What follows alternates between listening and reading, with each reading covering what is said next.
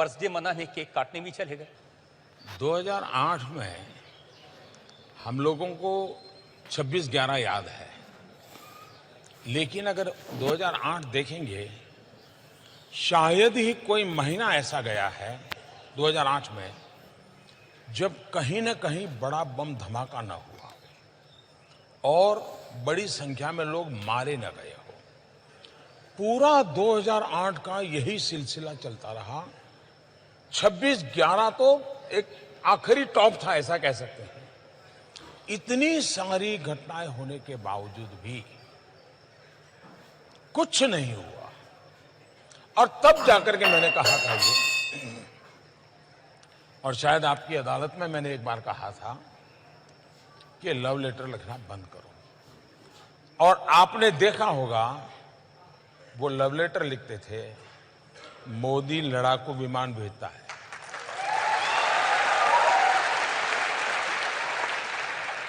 आपको लगता है कि नवाज शरीफ के यहां जाना एक गलती थी, क्योंकि बाद में उन्होंने यहां आतंकवादी हमले करवाए? जब वो शपथ समारोह में आए थे तो जो मैंने आपको रशिया की बात बताई थी, उसी दिन मैं अफगानिस्तान दूसरे दिन गया था। मेरा अफगानिस्तान में कार्यक्रम था और शाम को मुझे हिंदुस्तान लौटना था, क्योंकि अटल जी का 25 दिसंबर जन्मदिन था। तो मैंने जन्मदिन की बधाई के लिए नवाज शरीफ को फ़ोन किया था काबुल से। तो मैंने कहा, मियाँ साहब कहाँ हो? तो उन्होंने कहा, मैं लाहौर हूँ। मैंने कहा, यार कमाल हो, तुम रावलपिंडी रहते नहीं हो, लाहौर रहते हो। तो उन्होंने कहा कि मेरी भांजी की शादी है, इसलिए मैं लाहौर आया हूँ और परिवार के सब लोग यहाँ पर हैं। तो उन्होंने ऐसे पूछा, आप कहाँ? मैं कहा, मैं काबुल हूँ और हिंदुस्तान जा रहा हूँ। तो बोले, आप यहाँ होकर के जाइए। मैंने कहा, भाई अब अचानक तो कैसे बनाऊँगा? नहीं, बोले आप जाते ही बोले हम 10 मिनट के लिए मिल लेंगे, आप आइए। तो मैंने हमारे विदेश मंत्री सुषमा जी को फ़ोन किया काबुल से। मैंने उनसे कहा कि भाई मैं तो धर्म संकट में फंसा हूँ, मैंने इनको बधाई के लिए फ़ोन किया और उनका बड़ा आग्रह है और मेरा मन करता है कि जाएं तो अच्छा रहेगा, आपका क्या मत है? बोले, मुझे अच्छा लगता है कि आप ही तय करो। बाद में मैंने हमारे NSA को, SPG को, सबको बुलाया तो सब परेशान थे कि साहब हमारे पास न वीज़ा है, न सिक्योरिटी अरेंजमेंट है, न वहाँ कोई अता पता है, सीधे जाके लैंड करें। मैंने कहा, चलो यार देखा जाएगा।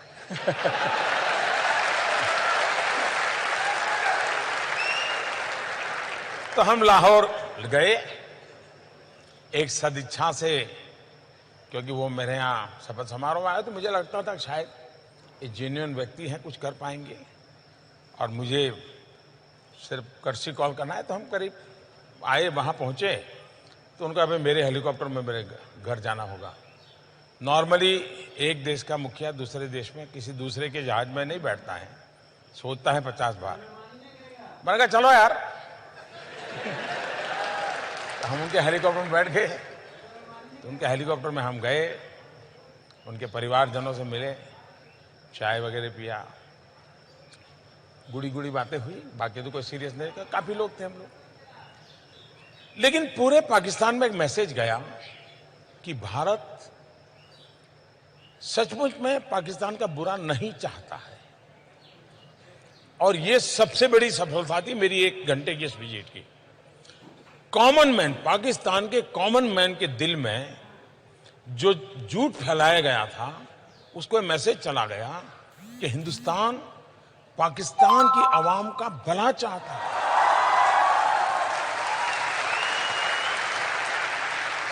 हम वापस आए, लेकिन एक ही हफ्ते में पठानकोट हो गया। अब ये जो लोग एनालिसिस करते हैं उनको एनालिसिस करना चाहिए। अगर मेरी तरफ से ये 2 जेस्चर न हुए होते, एक शपथ समारोह में बुलाना, दूसरा काबुल से आते समय कुछ समय रुक करके लाहौर में मिलना, इन 2 का इतना पॉजिटिव एनवायरनमेंट था कि विश्व को पठानकोट, उरी के बाद की घटनाएं या पुलवामा, ये समझाने में मुझे मेहनत ही नहीं पड़ रही है। लोग की दुनिया मान गई कि मोदी सच है, देखिए उसने कोशिश की थी, ये गड़बड़ पाकिस्तान की है। तो ये दो घटनाएं ने हिंदुस्तान को आने वाले कई वर्षों तक लाभ होने वाला है। ये जिनको समझ नहीं है वो झूले पर क्यों बैठे और चाय पीने क्यों चले गए, कुछ लोग तो बिरयानी बीच में ले आए हैं। हाँ। तो ये लोगों को कुछ समझ ही नहीं है जी। या तो उनके दिमाग में राजनीति इतनी भर गई है कि राष्ट्रनीति भूल जाते हो। राष्ट्रनीति सर्वोपरि होती है, राजनीति तो बात की बात होती है। लेकिन देश का दुर्भाग्य है कि अब, और मेरे नसीब में ऐसा विपक्ष मिला है, मैं क्या करूं। मोदी जी, इमरान खान को शिकायत है, उन्होंने बताया कि मैं जब प्रधानमंत्री बना तो आपको फोन किया, आपसे उन्होंने कहा कि मैं पठान का बच्चा हूं, सच बोलता हूं, तो एक मौका तो उन्हें भी मिलना चाहिए। इमरान खान से मैं पहले भी मिला हूं, विस्तार से मेरी बातचीत भी हुई है। जब वो प्रधानमंत्री यानी उनकी पार्टी के सबसे बड़े नेता चुन करके आए तो मैंने टेलीफोन भी किया था, देश के एक मुखिया के नाते, और तब भी मैंने उनसे कहा था, देखिए इतना बार हमने लड़ाइयां लड़ ली, हर बार आपकी पिटाई हुई,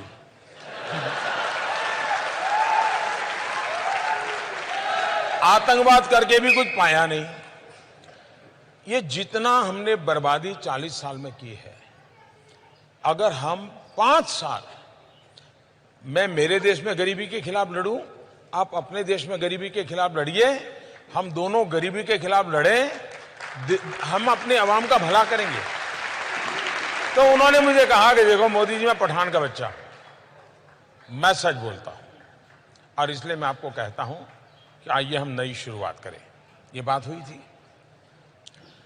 पाकिस्तान में समस्या ये मैं अनुभव से, मेरा अकेले का अनुभव नहीं है, दुनिया के देशों का अनुभव है। मैंने दुनिया के कई देश के महापुरुषों से बात की है, गल्फ कंट्रीज के, अरब राष्ट्रों के सभी नेताओं से मैंने बात की है, मैंने अमेरिका, चाइना, रशिया, उन सब से भी बात की है। एक बात ज्यादातर उभर करके आती है कि भाई आजाद करोगे तो किससे करोगे? आर्मी से करोगे, आईएसआई से करोगे, कि इलेक्टेड बॉडी से करोगे? बोले पता ही नहीं चलता वो देश कौन चलाता है। तो ये सबसे बड़ी समस्या है, पहले वो अपनी ये समस्या सुलझा दें। आपने समस्या सुलझा दी, घर में घुस के मारा। आखिरकार जब उनको हमने सबूत दिए, बार बार दिए, और जब घटना घटती है तो इतने प्यार से, इतनी मीठी बात करते हैं जी, आप भी सोच लेंगे यार नहीं, पाकिस्तान सुधर गया है।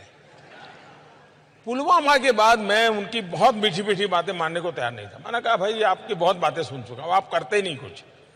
हमारे यहाँ इतने लोगों को मार दिया, आपको हमने सबूत दे दिए, हमने एविडेंस दे दिए, उनकी टेलीफोन दे दिए, सब दे दिया, लेकिन आप कहते हैं हम जांच कर रहे हैं, जांच कर रहे हैं, और 10-10 साल हो गए। तो अगर ठीक है, अब हमारी सेना को जितना आता है वो करते रहेंगे। उनकी बात तो समझ आती, लेकिन हमारे यहाँ ममता दीदी हैं, बहन मायावती हैं, अखिलेश भाई हैं, राहुल भैया, जितने भाई बहन हैं आपके यहाँ पर, वो सब कह रहे थे सबूत दीजिए एयर स्ट्राइक का। देश के किसी भी नागरिक को सबूत मांगने का हक है। राजनीतिक दलों के नेताओं को भी सबूत मांगने का हक है, लेकिन सबूत मानना ही उनकी जिम्मेवारी भी है। इनका प्रॉब्लम है कि मांगते रहो लेकिन मानो कुछ नहीं।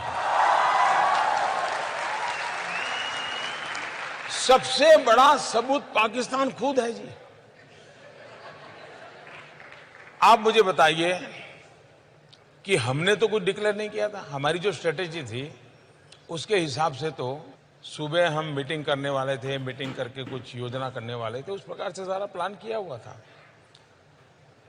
जब 3-3:30 बजे सब पूरा हो गया, हमारे लोग लौट आए, वो अपना यूनिफॉर्म वगैरह उतार करके सब अपना चाय वाय कर रहे थे, तो बड़ा हंसी मजाक का काम चल रहा था। मुझे भी इन्फॉर्म कर दिया गया, तो पहले मेरा मन कर गया कि चलो सो जाएं। फिर मुझे हुआ नहीं यार, देखे जरा इंटरनेशनल में कुछ हलचल तो नहीं है।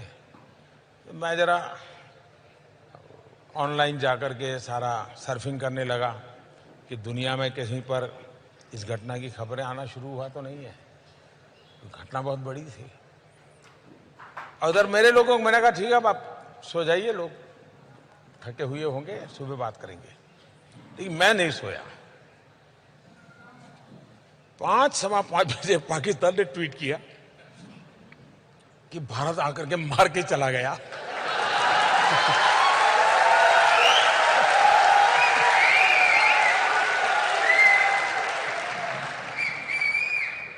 तो मैं फिर समझ गया कि मामला वो सिंपैथी गेन करने के लिए कुछ कर रहे हैं।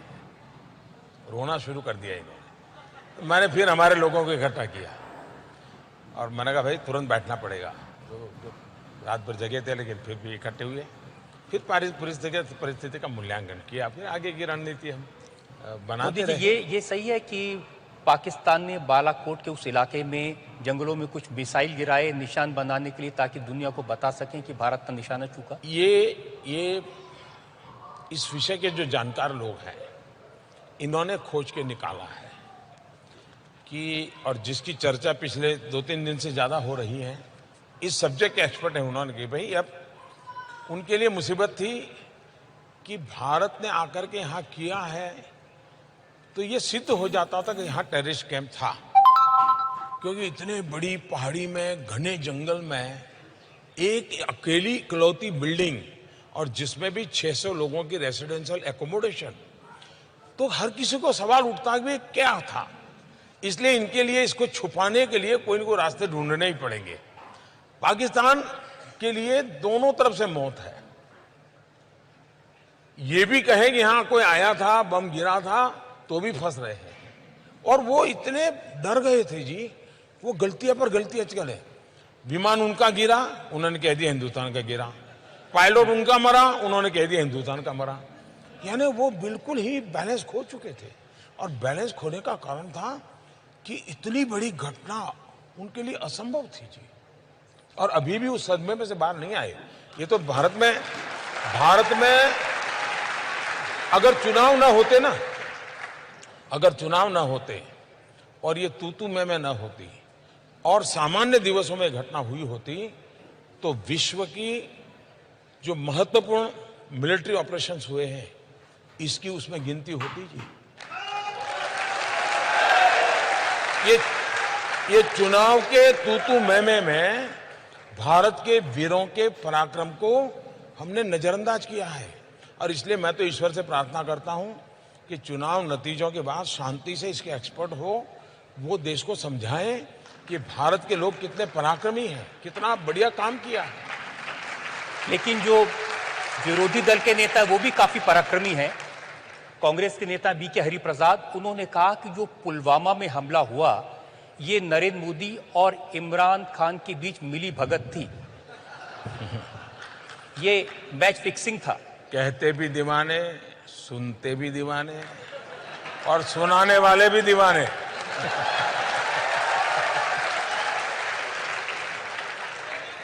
उनकी प्रॉब्लम ये नहीं है, उनकी प्रॉब्लम ये है कि अब पुलवामा के बाद जिस तरह से आपने एयर स्ट्राइक की, जिस तरह से सेना का पराक्रम हुआ, उसका मोदी को इलेक्शन में बड़ा फायदा हो रहा है। कभी भी मोदी, और इस बात को आप देख लीजिए, जो लोग मेरे निकट से मुझे जानते हैं उनको पता है, मैं चुनाव के लिए सरकार नहीं चलाता हूं, न ही मैं दल के लिए सरकार चलाता हूं। सरकार मैं सिर्फ और सिर्फ देश के लिए चलाता हूं। सरकार में मेरे सारे निर्णय देश के लिए होते हैं। हम ये नहीं कहते, हम कभी ये दावा नहीं करते कि हमसे कोई गलती नहीं होती है। हम भी इंसान हैं, हम में भी कमियां हैं, लेकिन हमारे इरादे नेक हैं। हमारे लिए देश सुप्रीम है। अब भारत में कुछ भी करो जी, कुछ भी करो, किसी न किसी कोण में चुनाव होता ही होता है। अब मुझे बताइए, कल यूएन ने इतना बड़ा निर्णय किया, मैं हैरान हूं। आज कांग्रेस के नेता बोल रहे हैं कि चुनाव के समय अजहर मसूद का निर्णय यूएन ने क्यों किया। अब क्या इलेक्शन कमीशन नोटिस भेजेगा क्या?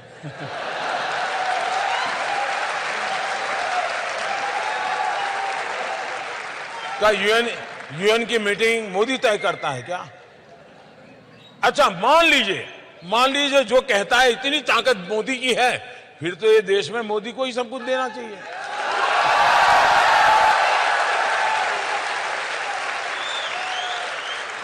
अगर यूएन से जो चाहे वो मोदी करवा सकता है, यूएन में चाहे वो डेट तैयार करवा सकता है, यूएन के अंदर 4 फेज के चुनाव के बाद फिर एक तय तारीख करके करता है ताकि 3 फेज में फायदा हो, ये सब मोदी कर सकता है, तो फिर 130 करोड़ देशवासियों के लिए मोदी के बढ़ के और कौन चाहिए?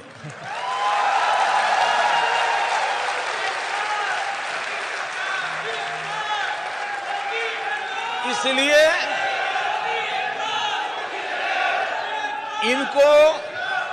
इनको समझ ही नहीं है कि वो क्या बयान करी। उनके दिमाग में चुनाव इतना भरा है। यूएन निर्णय करे चुनाव। अभी यूएई ने उसके देश का एक सबसे बड़ा सम्मान मुझे दिया, उसमें भी उनको चुनाव दे दिया।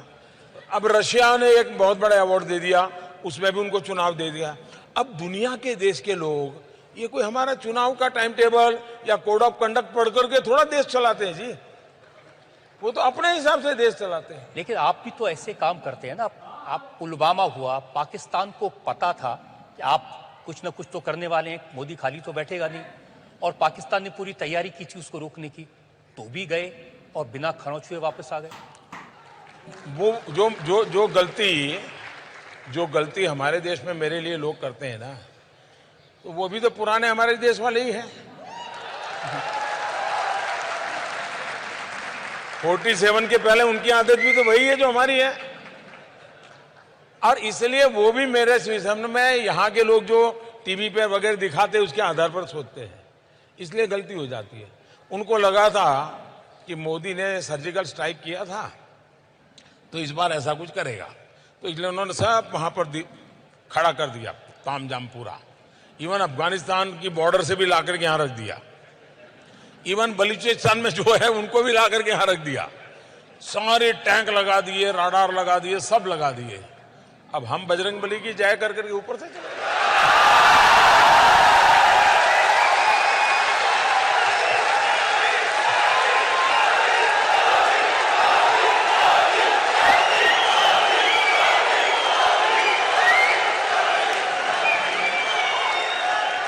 आज मैंने हमारे पूर्व प्रधानमंत्री डॉक्टर मनमोहन सिंह का एक इंटरव्यू पढ़ा है। उन्होंने कहा कि हमने भी बहुत सारी सर्जिकल स्ट्राइक की थी लेकिन उसका फायदा नहीं उठा सके। अब वो एक ऐसा उनका कांग्रेस के पास अभी एक ही पूर्व प्रधानमंत्री है।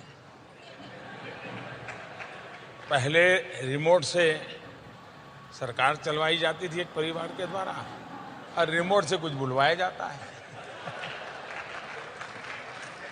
लेकिन आपको इस बात की चिंता नहीं हुई? महबूबा मुफ्ती जब मुझे मिली उन्होंने कहा कि मोदी जी को ये बात जरूर कहिए कि अब पाकिस्तान न्यूक्लियर पावर है, कुछ करना नहीं चाहिए, कुछ भी हो सकता है।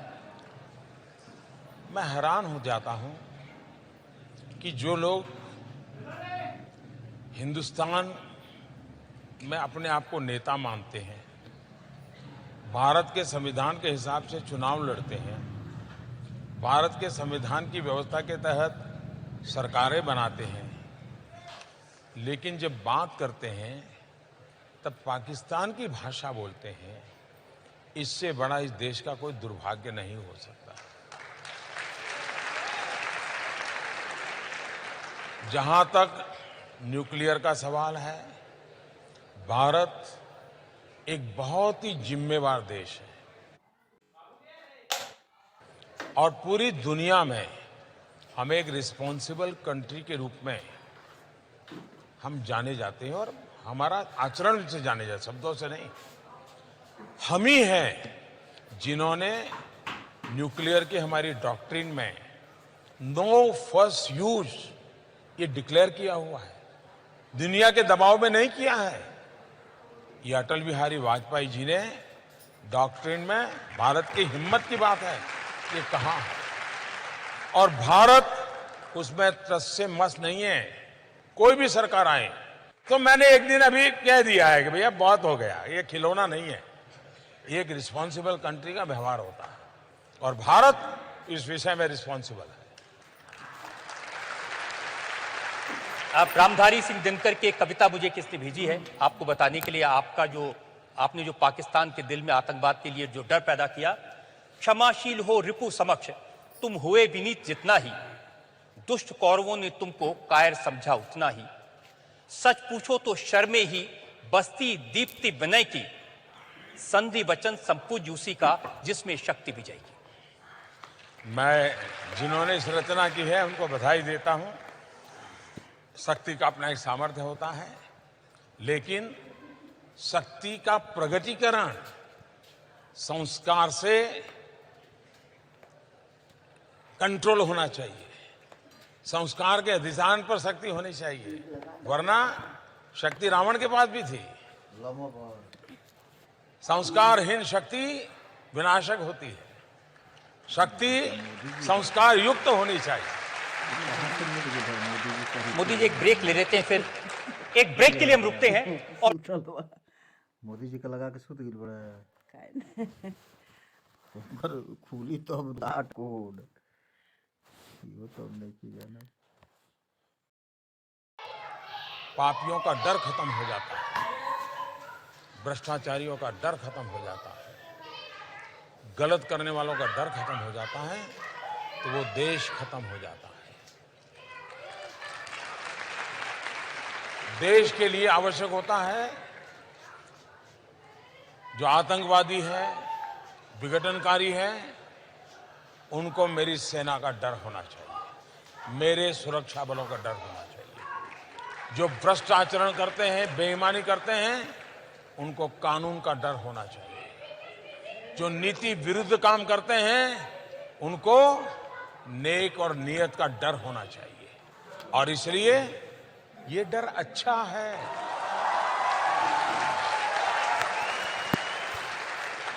और ये डर अच्छे के लिए है, और ये डर अच्छों के लिए है। लेकिन ये जो आप कहते हैं कि ये विरोधी दल इकट्ठे हो गए, महामिलावट है, तो ये महामिलावट आपके डर से तो हुई? आपके डर से अखिलेश यादव और मायावती साथ आ गए? आप देखिए, ये सारे लोगों का जरा बराबर एक बार आप एक्सरे निकाल दीजिए। ये वंशवादी लोग हैं,